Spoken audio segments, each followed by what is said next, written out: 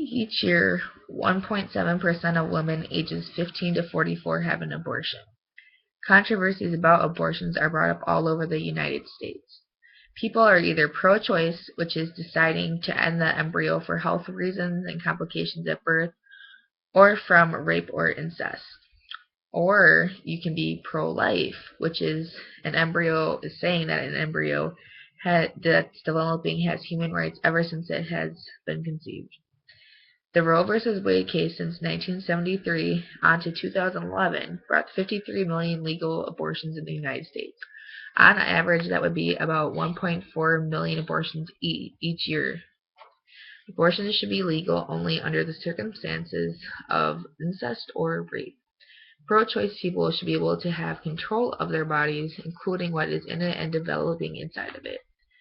Also, fetuses are incapable of feeling pain when abortions are in place. It is shown that the cortex necessary for pain perception is not quite yet developed. In the case of this, the embryo or fetus would not even feel pain at all. The pro-life side goes about abortion saying that it is murder to a human, which really they would not even remember life until 3 years after they were born, so it wouldn't even hurt them in that sense.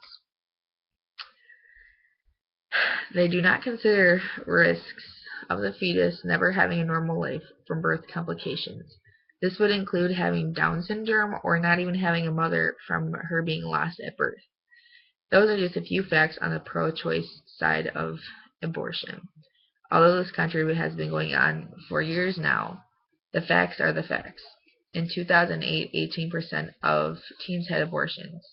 That is 1 in 10 people before the age of 20. Both sides were presented. A solution would be legalizing laws in all the states of the U.S., allowing abortion in the cases of rape or incest. These laws often go together in the states that even do allow abortions. Another solution that's in the middle and would be on fair ground would to make laws like some countries do, and that is to only allow abortions in the first or second trimesters of pregnancy. If America could find this mutual ground, it could save the lives of those unwanted or that are brought into the world a mistake and were not meant to be. Along with that, it could bring some better happiness and peace to the minds of some that it bugs. Women and girls that have been a victim of rape have to suffer more in the long term of having a pregnancy from the resulting rape. Women that have had to go through suffering due to their attack. Keeping a child would not help in the matter of them trying to heal. It is a constant reminder daily of what happened to them and them having to struggle with trying to cope with it. Getting an abortion is also in the best interest of the child itself. That child would not want to live a life knowing they were a product of rape, just as anybody else would not want to live knowing that they'd be a product of rape. It is a nasty thought and thinking and knowing that your father would be an attacker that was degrading women, and knowing that your mother has suffered greatly from this. By having an abortion in this case would be like pinching off of a leaf off of a plant in order for it to only grow stronger. It can grow much healthier without the little access on it. If not, the mother and child will grow in their lives always wondering and asking themselves each and every day, why me that has this life for them.